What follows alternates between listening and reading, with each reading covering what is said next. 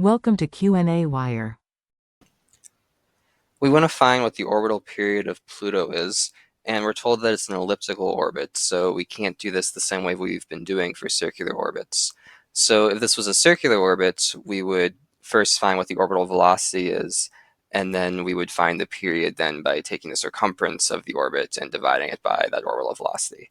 But because this is an elliptical orbit, we need to use Kepler's law. And so Kepler's third law tells us that the period of the orbit relates to all of these quantities, including the mass of the sun and A, the semimajor axis of the orbit. So we're given the semimajor axis of the orbit, and we can look up the mass of the sun in the appendix. And so we're able to evaluate this orbit then, and we get that it is 7.84 times 10 to the 9 seconds.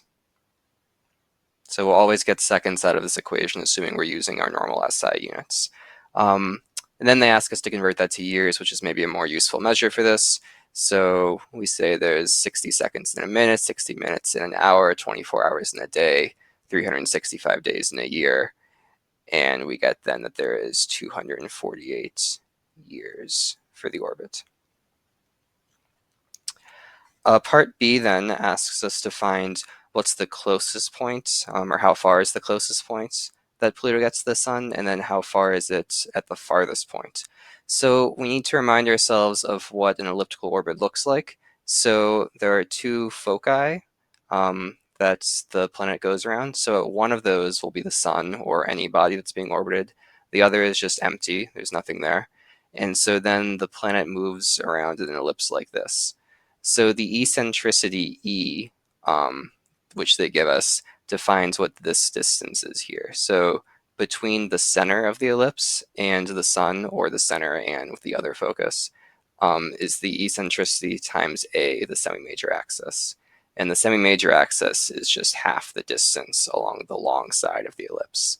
So when we have this diagram drawn, then we can kind of see a little more easily what the closest point will be. So the closest, if we look here, it's going to be this distance right here. And so we can say that's just going to be A, this full length, minus EA to get this little distance. So that'll just be A minus EA. And so we're given A, we're given E, and so we find then that is 4.44 times 10 to the 12th meters. Now for the farthest. So the farthest will happen when the Pluto is way over here. So this full distance between Pluto and the sun. So one way to kind of look at this is we could just say that, well, probably actually the best for kind of making this nice and symmetrical would be saying that this full distance across the whole ellipse is 2A. And then we just want to subtract off this tiny little bit here. So that's giving us then this full distance.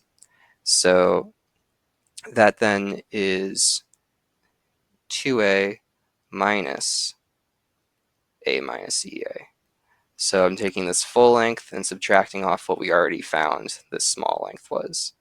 And so when we do that, we get 2A minus A plus EA.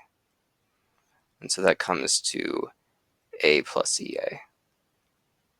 And so now this looks kind of nice and symmetrical. So the closest distance will always be this for an elliptical orbit, and the farthest will always be that. And so then we can evaluate that. 7.38 times 10 to the 12th meters.